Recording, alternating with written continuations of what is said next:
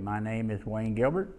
I'm one of the artists in the show Degrees of Separation in the Station Museum. These pieces of art deal with almost unexplainable phenomenons of humanity and what comes about as being a human being. I had always been what I referred to as an absurd expressionist, meaning that my paintings up to this dealt with this whole idea of what we humans aren't interested in paying attention to.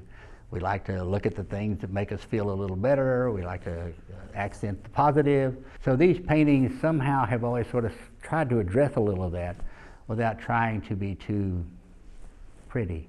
And in a way, watching humanity struggle with being human is part of my understanding of what these art pieces are. These are pieces of art that distribute some sort of unknown meaning about what we are and how we are. And I tried for years to pay attention to what I was going to make, and I realized I couldn't do that. So I began to let them make me. I came to art rather late in my life.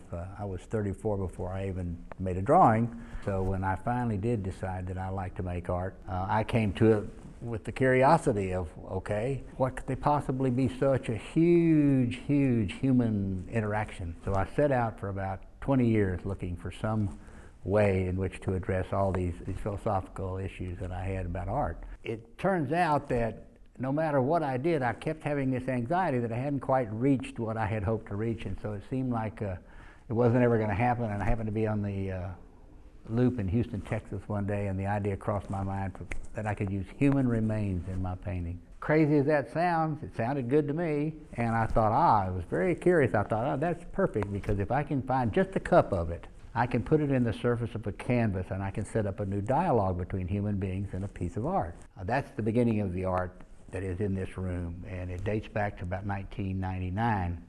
I have come to the conclusion that I do not need to participate in anything any other human being has ever thought about or will ever think about. Because what I've decided to be is what I refer to as a possibilian, meaning that I drive no stakes in the ground. I don't have to have some sort of spiritual knowledge in order to do things. I do have a human knowledge, and I have a high degree of reverence for these people. For me, it's like you could be watching the monarch have his funeral, and the whole world is watching it, and we're doing all this magnificent celebration, and then you can have one of these people that's in a little quiet closet in a little poor part of town.